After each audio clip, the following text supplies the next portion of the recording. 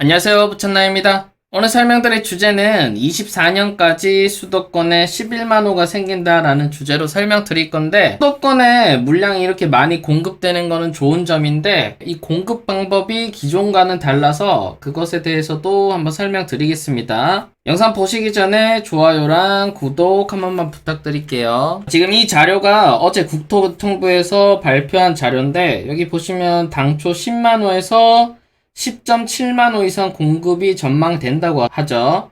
어쨌든 공급이 된다는 거는 이 부동산 시장에 안정을 가져다 줄 수 있기 때문에 집값을 잡는데 가장 효과적인 방법인 거죠. 그래서 어떤 방법이든 이렇게 공급이 많이 되는 거는 부동산 시장에서는 좋은 현상입니다. 그래서 어디에 공급되는지 먼저 잠깐 보시면, 자, 여기 보시는 것처럼 수도권뿐만 아니라 광주, 대구, 부산, 그 다음 충청, 세종 이렇게 다양하게 지금 공급이 되는 거죠. 그리고 또 나눠져 있는 게 기매각 택지 중 사전 청약 참여 후보지. 여기서 한 가지 짚고 넘어가야 될 게 나오죠. 바로 사전 청약이라는 말이 나옵니다.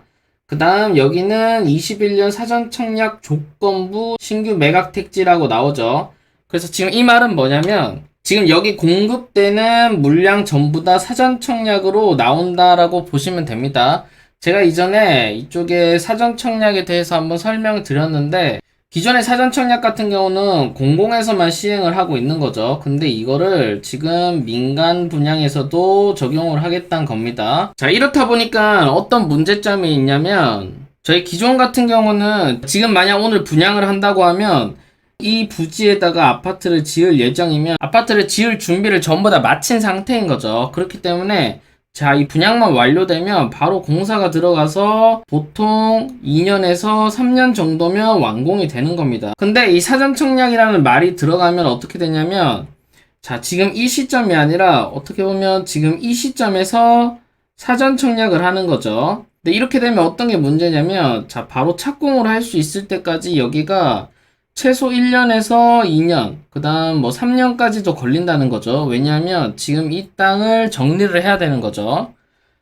그렇기 때문에 이 두 개의 차이점이 어떤 게 있냐면, 지금 이때 분양을 하게 되면 여기는 지금 현재 시세에 따라서 그냥 분양을 하면 되는 거예요. 근데 지금 이게 사전에 이렇게 분양을 하게 되면 어떤 문제점이 생기냐면, 바로 이 분양가 산정이 힘들다는 거예요. 왜냐하면 바로 이 3년 뒤, 2년 뒤에 시세를 알기도 힘들고 공사를 들어가긴 가야 될 거 아니에요. 자재비라든지 그 다음 인건비라든지 실제로 건설할 때 필요한 그런 금액들이 얼마나 들지를 모른다는 거죠. 그래서 아까 첫 화면에 보면 어떤 게 나왔냐면, 자, 민간 사전 청약 추정 분양가 산정을 위한 검증 매뉴얼이라는 거를 지금 만든다는 거죠. 이걸 만드는 이유가 아까 제가 말씀드린 그런 이유 때문에 만든 거예요. 근데 이것도 참 재밌는 게, 어쨌든 지금 11만 호를 24년도까지 공급을 한다고 약속을 했으면 그냥 굳이 사전 청약 말고 어차피 22년, 내년이죠. 내년에 그냥 청약을 하면 아무 문제가 없는 건데, 이거를 지금 굳이 사전 청약으로 먼저 내면서까지 이런 행동을 하고 있는 거죠. 그래서 이거는 정말 인력 낭비에다가 여러 가지 논란 요소들이 있다는 점을 알고 계시면 될 것 같아요. 이쪽 내용을 한번 자세히 한번 살펴보시면, 살펴보시기 전에 제가 이전 시간에 말씀드렸던 여기서 어떤 걸 하나만 알고 가셔야 되냐면, 자, 지금부터 LH에서 신규 공급하는 공동주택 용지는 계약일로부터 6개월 이내에 사전 청약을 시행하는 조건으로 공급을 하고 있습니다. 지금 어떻게 보면 시행사들, 그러니까 건설사들이죠. 선택지가 없어요. 선택지가 없이 그냥 여기 땅에서 건설을 하고 싶으면 사전 청약을 무조건 필수로 해야 된다는 거죠. 그래서 이거는 어떻게 보면 강요인 거죠. 그 다음 두 번째가 뭐냐면, 업체가 보유하고 있는 공동주택 용지, 그러니까 기존에 이미 낙찰을 받은 용지가 있을 거 아니에요. 이 용지를 사전 청약을 시행하면 여기 신규로 받는 이 용지를 받을 때 우대를 해준답니다. 여러분들이 만약 건설사라고 생각해보세요. 여러분들이라면 어떻게 하시겠어요? 당연히 어쨌든 여기서 토지를 낙찰을 받아야 이 건설사는 건설을 하고 이익을 남기고 직원들한테 월급도 줄 거 아니에요. 그렇기 때문에 지금 이 내용은 어떤 의미냐면, 우대를 해준다고 했지만 강제로 지금 건설사들이 갖고 있는 땅이나 지금부터 나오는 땅들을 전부 다 사전 청약하라는 암묵적인 강요인 거죠. 그래서 이거를 사전에 생각을 하고 내용을 보시면 될 것 같아요.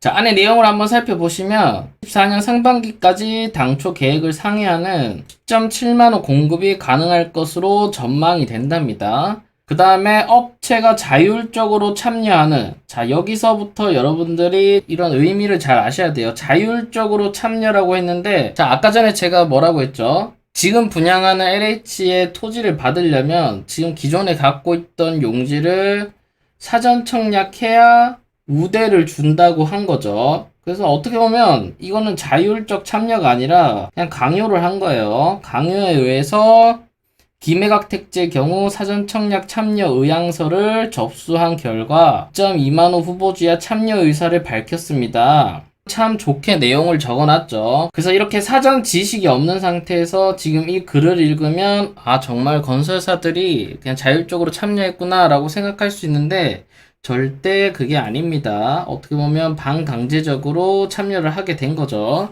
자, 그 다음 이번 달이랑 12월 중을 시작으로 23년까지 총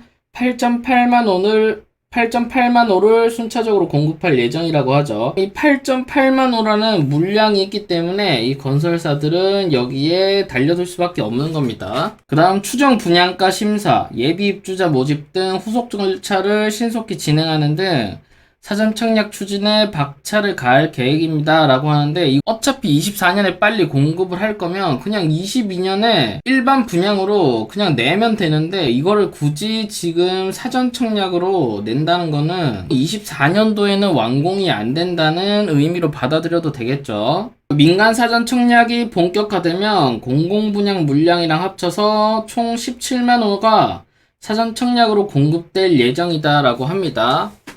그래서 결론적으로 이제부터 나올 물량들은 민간도 사전 청약, 공공도 사전 청약. 어떻게 보면 청약 제도가 날이 갈수록 길어지고 팔지 못하고 점점 힘들어지는 거죠. 근데 어쨌든 이렇게 물량이 많이 공급되는 건 좋은 겁니다. 그럼 실제로 어느 지역에 분양이 되는지 한번 보시면 자, 위치는 상당히 좋습니다. 지금 수도권을 보시면 양주 해천, 오산 세교, 인천 검단, 파주 운정, 화성 동탄 이쪽이 전부 다 신도시인 거죠. 상당히 좋은 거죠. 11월부터 신규 매각 택지 지구도 보시면 진접 지구가 있죠. 그 다음 성남, 금토, 복정. 자, 성남이 들어가는 순간 우선 여기는 최소 15억 이상입니다. 그러니까 상당히 좋은 곳이죠.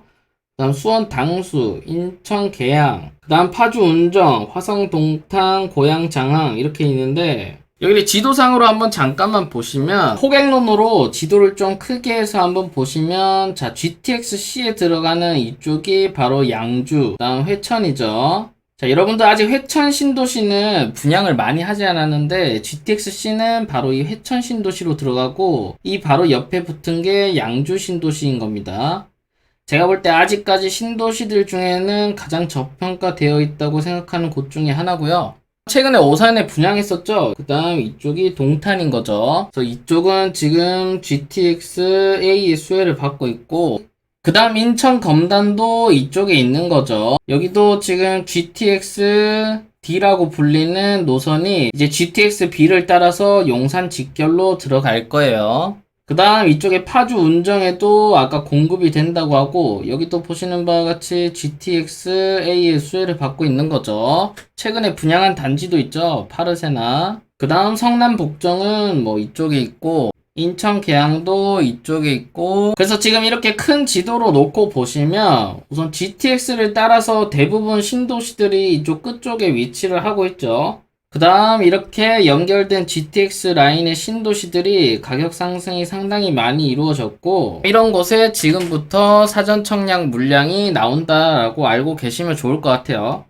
자, 그래서 결론을 말씀드리면 저번이랑 똑같은데 우선 무주택자분들은 이게 사전 청약이라고 해서 기피하지는 말고 어쨌든 무조건 넣으셔야 됩니다. 여기는 그래도 공공이 아니라 민간이기 때문에 어떻게든 빨리 분양을 하려고 할 거예요. 그래서 무조건 넣는 걸 추천드리고, 여기에 청약이 됐다고 하면 제가 볼 때는 뭐 4년에서 5년 정도는 기다려야 될 것 같은데, 그때까지 당첨됐다고 멈추지 말고 부동산이나 주식 등등 요즘 재테크 수단 많죠. 이런 거는 꾸준히 하시면 되고, 그리고 세 번째로 사전 청약이 됐다고 이 주택 쪽은 안 쳐다보면 안 됩니다. 당연히 주택을 한 채 더 사게 되면 아마 이 사전 청약이 무효가 될 거예요. 근데 그렇다고 한들 주택 쪽을 전혀 안 쳐다보면 안 됩니다. 어쨌든 시장 상황은 알고 거기에 대처를 해야 되기 때문에 당첨이 되더라도 꾸준히 관심을 가지시면 좋을 것 같습니다. 그래서 결론적으로 이 사전 청약이란 게 마음에 들지는 않지만 어쨌든 물량이 많이 공급되는 거는 시장에 좋은 영향을 미친다라고 보시면 될 것 같아요.